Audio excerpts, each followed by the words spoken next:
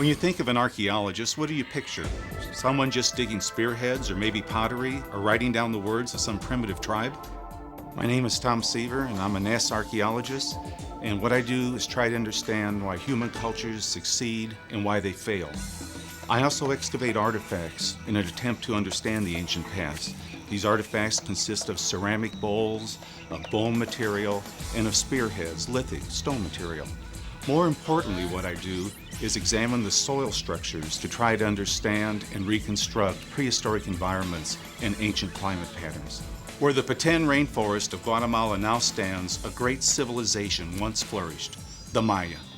The Maya built vast cities, ornate temples, and towering pyramids.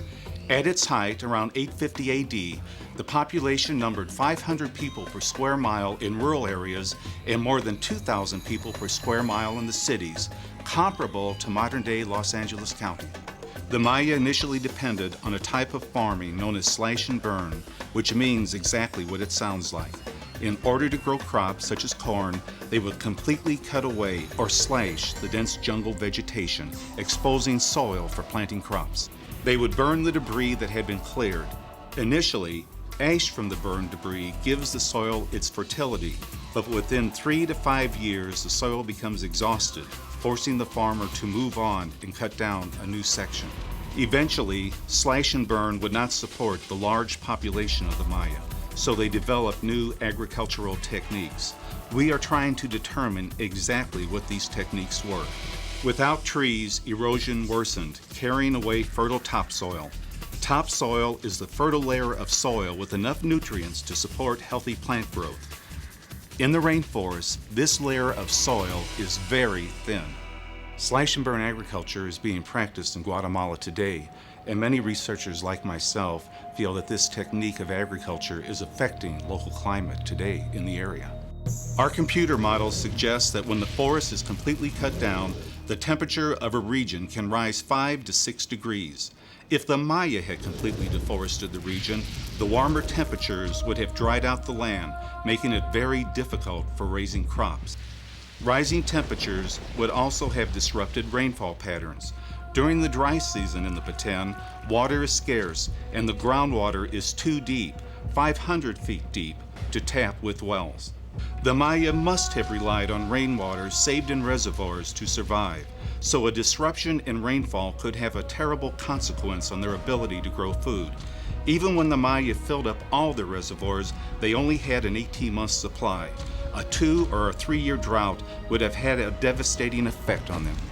Remember what I said about the lack of trees causing erosion? Archaeologists have also studied samples of soil from ancient lake sediment in the Petén rainforest region.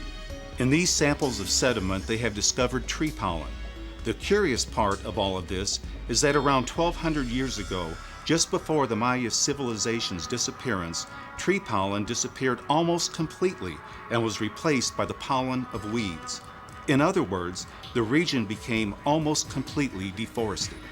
Did the Maya experience a natural drought that was made worse by the deforestation of their environment? A lot of researchers think that this is exactly what happened at 800 AD. However, there is a bigger question. The Maya survived for centuries in the delicate tropical forest of Central America. Exactly how did they do it? An important clue comes from space. Data collected from satellites orbiting the Earth show evidence of an ancient system of canals and irrigation ditches in low-lying swamps called bajos, the Spanish word for lowlands. Today's residents make little use of the bajos. For years, archaeologists believe that the Maya hadn't used these swampy areas either. During the rainy season, from June to December, the bajos are too muddy, and in the dry season, they're parched. Neither condition is good for farming. Not only do I use data collected from satellites, I also practice what is called ground truthing. Using a coordinate grid system, I am able to create maps of where I think I might find evidence of the Maya canals and irrigation ditches.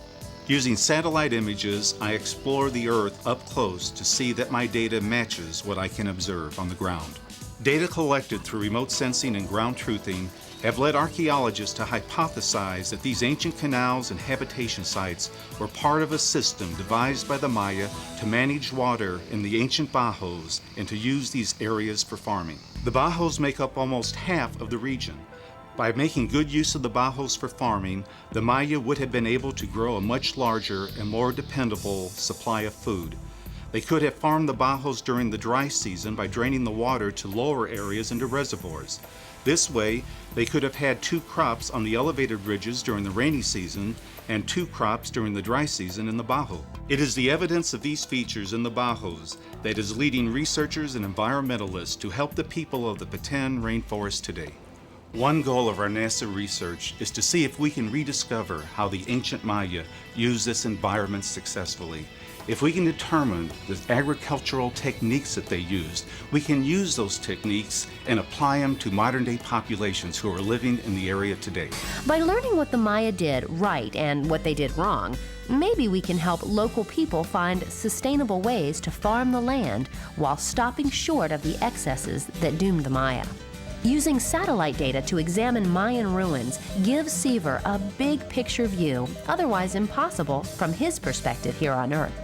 Combining remotely sensed or satellite data with conventional down-in-the-dirt archaeological findings and working with NASA climate scientists, he may have uncovered a clue that will solve one of history's greatest mysteries, as well as provide clues about what will happen to our Earth in the future.